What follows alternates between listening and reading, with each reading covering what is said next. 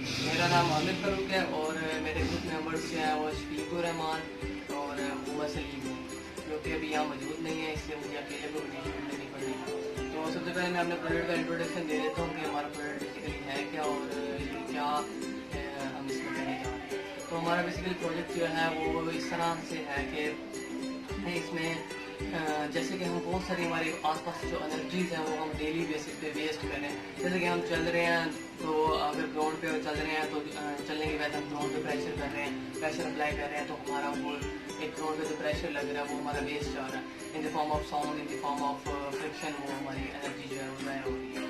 तो इसी तरह हम अपने हैंड्स को मूव कर रहे हैं, ठीक है, हमारी एनर्जी ज़ाया हो रही है। तो इसी से हमारा आइडिया जो जनरेट हुआ कि जो कि ऑलरेडी भी था कि फुट स्टेप से एनर्जी जनरेट करने का, ठीक है। तो पहले हमने इसके बारे में सोचा, फिर हमने सोचा कि इसी को अगर बड़े लेवल पे किया जाए तो किस तरह कर सकते हैं। तो हमने सोचा कि अगर सबको गैदर कर लिया जाए और सबकी एनर्जी एक जगह गैदर कर ली जाए और उसका प्रेशर जो है ना वो हम किया जाए, उसके प्रेशर से एनर्जी जनरेट की जाए। तो एनर्जी जनरेशन का इसका कॉन्सेप्ट इस तरह है कि जैसे कि पानी एक हाइट पे चला जाए तो उसके अंदर एक पोटेंशियल एनर्जी स्टोर होती है। इसी तरह जब मैन अपनी सारे मैन अपनी पावर लगा के यानी अपनी एनर्जी यूज करते हुए किसी चीज़ के ऊपर चल जाते हैं, कहीं ऊपर आ जाते हैं, तो उनके अंदर एक पोटेंशियल एनर्जी स्टोर हो जाती है। उसी पोटेंशियल एनर्जी को यूज करते हुए हमने उनके वेट को यूज करते हुए हमने जो है इसको अपने प्रोजेक्ट में एनर्जी जो है हमने जनरेट की है उसी वेट को यूज करते हुए, ठीक है। तो सबसे पहले जो है हम चलते हैं अपने हमने इसके दो पार्ट बनाए हैं, मैकेनिकल पार्ट बनाया है और एक इलेक्ट्रिकल पार्ट है, ठीक है। तो मैकेनिकल पार्ट में जो है ना हम सबसे पहले उसको मैं आपको सारा डिस्क्राइब करता हूँ, फिर इलेक्ट्रिकल पार्ट में आएंगे तो दोनों को मैं आपको सारा से अच्छा। तो हमारा प्रोजेक्ट अब है क्या, हमारे प्रोजेक्ट में जो है कि रेलवे ट्रैक से हमने एनर्जी, रेल के जो वेट है अपना ट्रेन का वेट है, उसको जिसके अंदर बैठे हुए पैसेंजर्स हैं उनका जो वेट है उन सब से हमने मिला के जो एनर्जी है वो जनरेट करना है, ठीक है। तो उसके लिए सबसे पहले हमें जो है ना हमें एक मैकेनिज्म चाहिए था, एक मैकेनिकल मॉडल चाहिए था कि जो रोटेशन हमें देता और जनरेटर हमारे को रोटेट कराता। तो सबसे पहले हमने उसको मैकेनिकल मॉडल बनाया, ठीक है।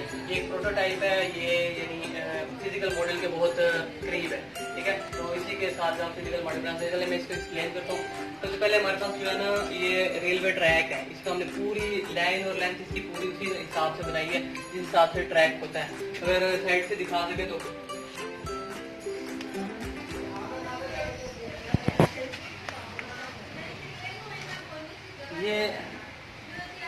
ये इसका व्यू है, ये उसी हिसाब से रेलवे ट्रैक की जितनी लाइन और लेंथ होती है उसी हिसाब से जो है ना हमने इसको डिजाइन किया और बनाया है, ठीक है।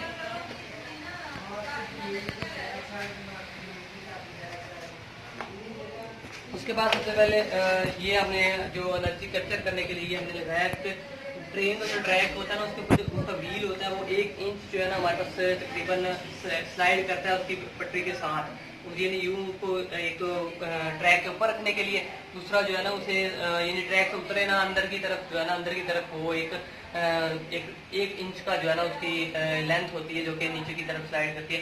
उसी से हम जो है ना अपने इस जो हमने इंक्लाइंड था ये बनाया है इसको हम जो है ना पुश करवाएंगे।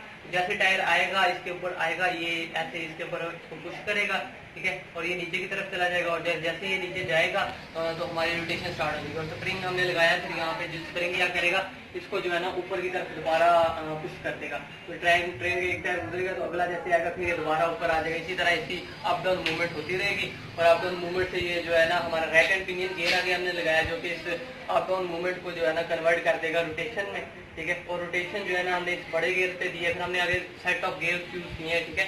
उसके जरिए से हम क्या कह रहे हैं कि इस रोटेशन की जो स्पीड है उसे इंक्रीज कर सकते हैं। अब यहाँ पे हमने गियर की जो तादाद है वो कम यूज की है क्योंकि हमारे पास अभी जो अवेलेबल वेट है वो हमारा एक ह्यूमन बॉडी का ही वेट है, ठीक है। उसी हिसाब से हमने एक गियर बॉक्स लगाए और इन गियर में इंक्रीमेंट हो जाएगा जब ये एक फिजिकल मॉडल एक रियल मॉडल में कन्वर्ट होगा। तो सबसे पहले हमारे पास ये गियर है, बड़ा वाला गियर है, ग्रेड जो है ये इसके साथ हमने फिर एक छोटा गियर कनेक्ट किया जो कि इसकी रोटेशन को कन्वर्ट कर देगा। सबसे पहले यहाँ से राइट हैंड पिनियन से पावर आएगी इधर से इस बड़े वाले गियर में जाएगी, छोटा इधर गियर लगा हुआ है आगे, ठीक है। और इस छोटे गियर से फिर इस बड़े वाले गियर में आएगी, इस बड़े गियर से फिर इस छोटे वाले गियर में जाएगी जो कि क्या करेगी नंबर ऑफ हमारी रेवोल्यूशन जो है ना उनको बहुत ज्यादा इंक्रीज कर देगी।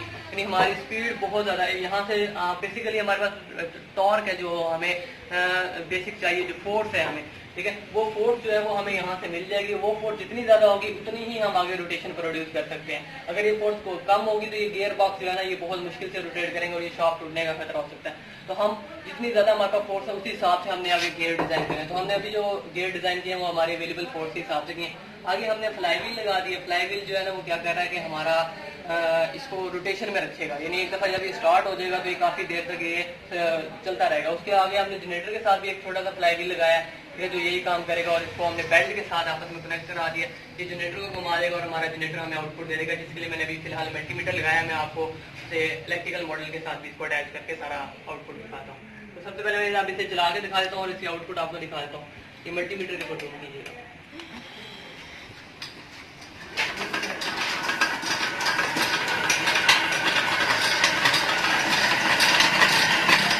सारा भी लेके आ, कार उतर गई है यार। आप वोल्टेज लेके आ।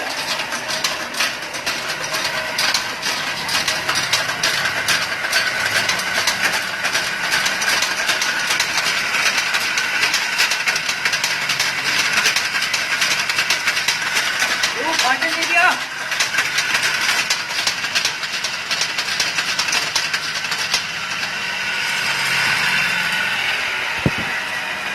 सबसे ये रुकता नहीं है ना वीडियो पहुंच गई।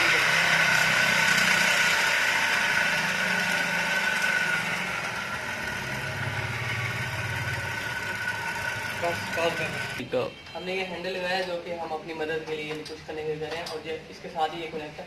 तो जैसे हम हैंडल को नीचे करते हैं तो ये भी इतना कुछ हो जाता है, जो कि ट्रैक टायर का जो है वो लेंथ है, और उसी हिसाब से स्प्रिंग की मदद से खुद ब खुद ऊपर आया। तो ये हमने स्प्रिंग यूज़ की है, तो ये इसका मैकेनिज्म है, इसी साथ वो पहले मैं इसे डिमॉन्स्ट्रेट करता हूँ, फिर मैं चला के भी दिखा दूँगा वर्किंग।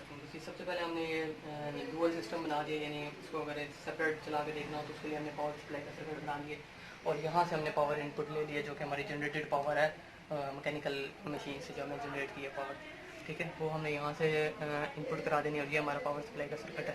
हमने स्विच लगा दिया आगे जो कि पावर देगा हमें, ठीक है। उसके बाद हमारे सर्किट का हमारे प्रोडक्ट का मेन सर्किट आता है, वो है ये पूरा सर्किट, ठीक है। ये पूरा सर्किट बेसिकली है हमारा चार्जिंग सिस्टम है और चार्ज कंट्रोलर है, ठीक है। तो ये हमें सारा रिजल्ट शो भी कराता है कि बैटरी कितनी परसेंटेज है और बैटरी का स्टेटस क्या है, बैटरी का चार्जिंग हो रही है या नहीं चार्जिंग हो रही है, ये सारा हमें इसके अंदर ये शो कराता है। उसके अलावा हमने ये इसी के साथ जैसे ही बैटरी फुल होती है तो हमने ये रिले भी साथ लगा दिया, जो क्या करती है कि हमारे ऑटो कट ऑफ करा देती है हमारी चार्जिंग को, ठीक है।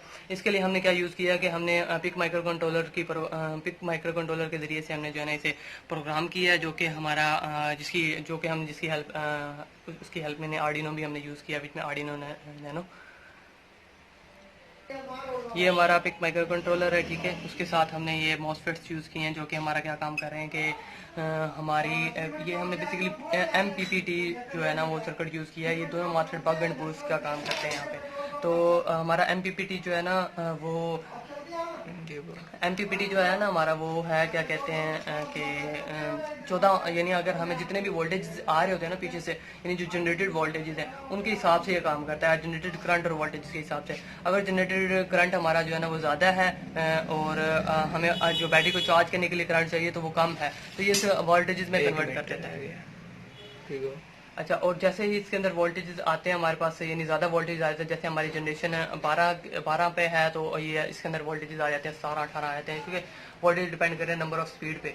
तो अगर ज़्यादा गियर बॉक्स लगा दिया और वो जनरेटर आगे जो है वो कम वोल्टेज का, यानी हमें 12 वोल्ट चाहिए, जनरेटर आगे ज़्यादा वोल्टेज का फर्ज करें तो यानी 17-18 वोल्टेज वो हमें जनरेट करके दे रहा है, तो हमें चाहिए 14 वोल्टेज बैटरी को चार्ज करने के लिए। तो वो जो बाकी के वोल्टेजेस हैं वो उनको क्या करेगा, कन्वर्ट कर देगा करंट में। तो इस तरह वो ये जो हमारा MPPT है, मैक्सिमम पावर पॉइंट ट्रैकिंग, ये हमें इस तरह करेगा कि मैक्सिमम हमें पावर जो आउटपुट में लेके देगा।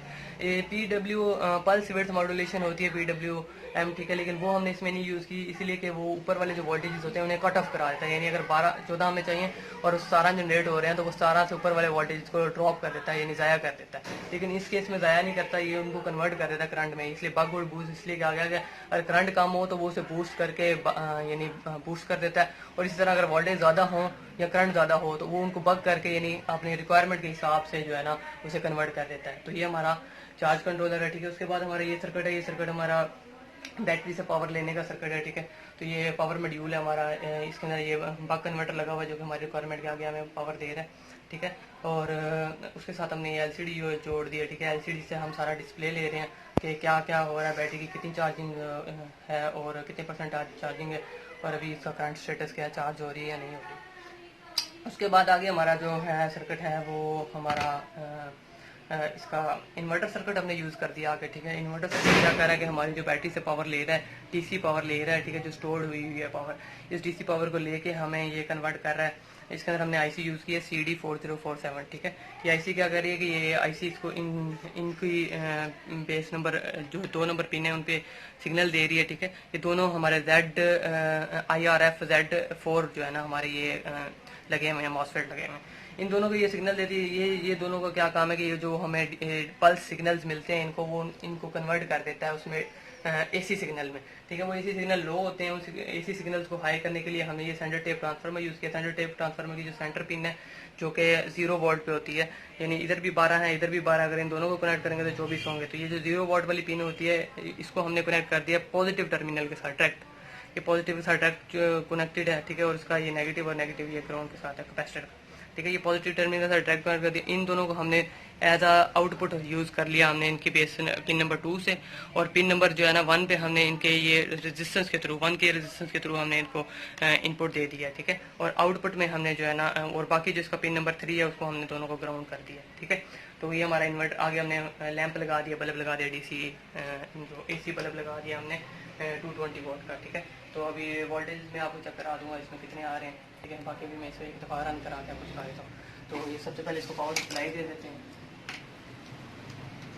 पावर सप्लाई देके अपने सिस्टम को ऑन करा देते हैं, और आगे भी ऑन है, ठीक है हमारा ऑलरेडी। अच्छा, अब हमारी ये एलईडी हमें शो कर रही है कि पावर हमारी आगे जा रही है, ठीक है।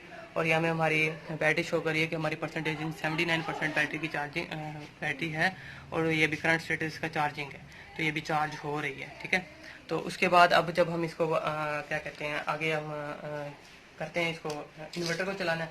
इन्वर्टर का स्विच हमारे पास ये है, इन्वर्टर का स्विच ऑन करेंगे तो हमारे पास ये 220 में आउटपुट में हमें इन्वर्टर जो है आउटपुट शो कराएगा। तो ये हमारा 220 में ये आउटपुट हमें दिखा रहा है, ठीक है, क्योंकि बिल्कुल ये नहीं एक्यूरेट काम कर रहा है। अब मैं इसकी वोल्टेजेस भी दिखाता हूँ, क्योंकि बैटरी अभी 79% है, जब बैटरी 100% होती है तो ये पूरे 220 देता है। तो अब हम देख लेते हैं कि इसी कितने वोल्टेजेस आ रहे हैं हमारे। तो ये हम AC वोल्टेजेस पे कर देते हैं, इसे AC 270 पे कर देते हैं, ठीक है। और यहाँ पे हम इसकी वोल्टेजेस फाइंड कर लेते हैं। तो इसके वोल्टेजेस आ रहे हैं यहाँ पे जी हमारे पास,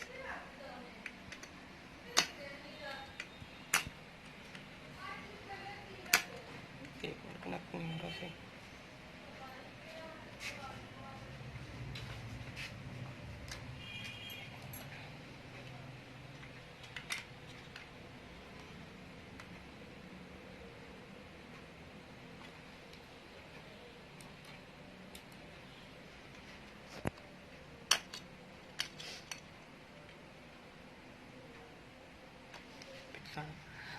अच्छा, अब हमने जो है ना ये अब इसकी हमने बैटरी डिस्कनेक्ट कर दी है, तो ये 0% शो करा रहा है, और ये शो करा रहा है कि नो बैटरी, यानी कोई बैटरी नहीं लगी हुई। अब ये पिन है हमारी बैटरी की जो कि हम इसको कनेक्ट करते हैं, ठीक है। तो इसके बाद जो है ना ये हमारा स्टेटस शो चेंज कर देगा, ठीक है। तो अब इसका स्टेटस चेंज हो चुका है, ठीक है। और ये अब रिले भी ऑपरेट हो गई है, ठीक। अब इसका स्टेटस चेंज हो चुका है, अब जो है ना ये 81% पे आ गया है, और ये अभी इसका स्टेटस जो है ना वो चार्जिंग आ रहा है। तो ये चार्जिंग अभी डिले के बाद थोड़ी थोड़ी देर ब्लिंक करके हमें शो होता है।